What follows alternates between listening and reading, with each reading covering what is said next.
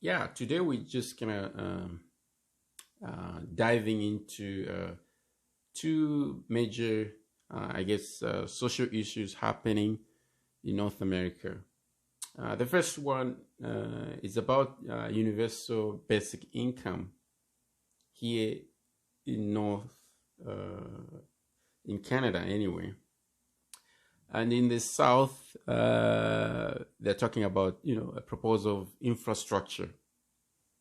The first question for me is that why would you say no to these items?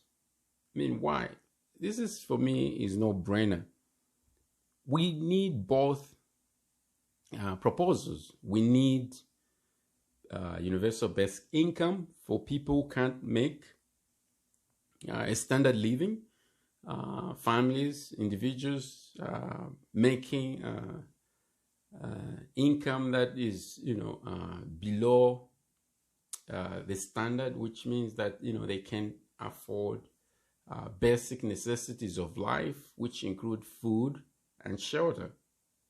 Yeah, I believe that the government has a role to support these individuals. I mean, that for me, that's the bigger calling of the government. That the government's role, I've always stated this: the government role is to help the vulnerable groups in our society, and one of the biggest vulnerable group in our society is the poor people. People can't, have money to afford basics such as food, shelter, clothing, and so forth. Anyway, so for me, that is no brainer. Well, let's have universal basic income. How are we going to do it? Well, let's figure that out. We did figure it out when we had healthcare for all in Canada.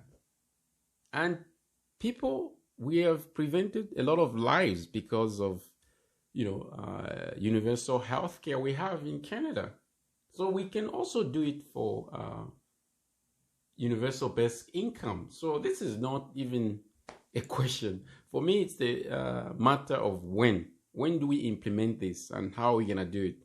Of course, one of the ideas we have now that, it will come from our taxes. We're already paying taxes anyway. And people say, oh, it's going to cost us a lot more. No, it's costing us more now when we don't help those people who are living in poverty. It's costing us in other ways. Most people are getting addicted to drugs and other things. Most people are addicted to alcohol already. They're involved in violence, all kinds of violence. It could be domestic violence, crime. So we are already paying, in a way, we are already paying high at a societal level, in other ways. And lots of, researchers and experts that have said that, if we actually help the poor in that way, will resolve a lot of the issues that I've mentioned here. Income is the most important social determinant of health. When you don't have income, you, at least a standard income, a basic income that can afford you with basic necessities of life, you're more likely to be at risk of a lot of health problems. Just name a few: cardiovascular diseases, heart attack, and addictions, and so forth and so forth. So, including depression, mental health issues as well, suicide, a lot of issues. It's because of lack of a standard basic income. Lots of studies, you can look at that, you can Google that, that's no secret. So there's no argument there. We need to help people who can't afford. There are many people who are not earning an income, not because of their will. It's not because they're will or they're lazy. One of the arguments I've heard that people will become more lazy when they get this universal basic income. No, it's a lie, because people have not become lazy for all the income benefits we have. We have employment insurance. We have low income support in different provinces here in Canada, and food stamps in the States and so forth. People are not lazy. People don't want to depend on that. So it's actually kind of for me, not true that people depend on these income benefits if they're introduced. People like to work. Personally, I've seen in my work, in counseling work, that people like to work. People like to do things. People like to, use their skills and knowledge and invent things, and so that's I mean, that for me, that argument doesn't work.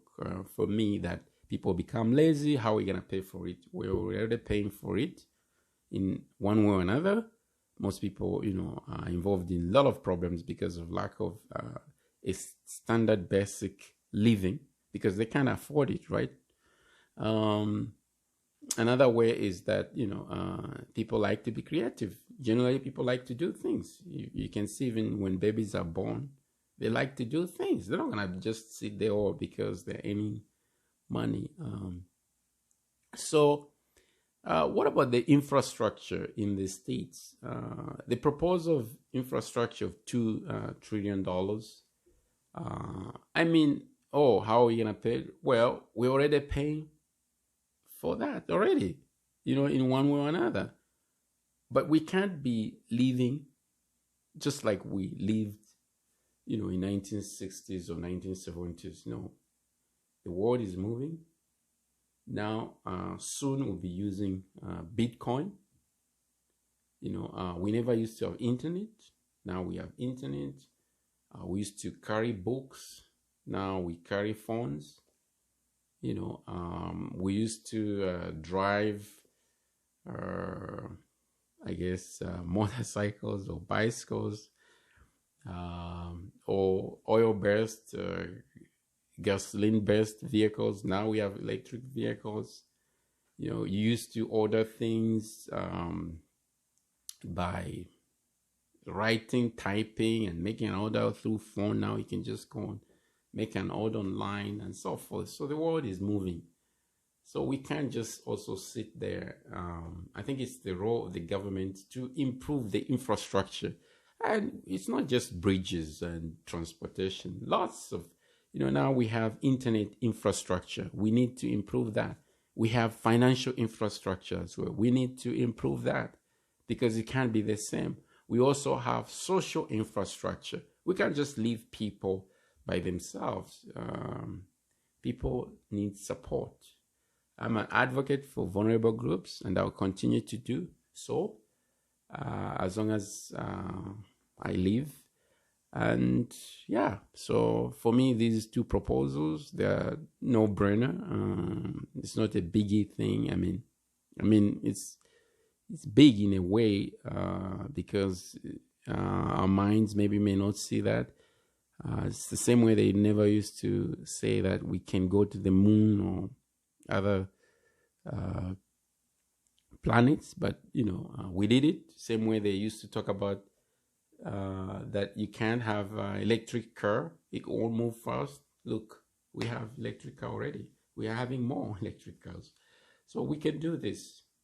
Come on, we can do this.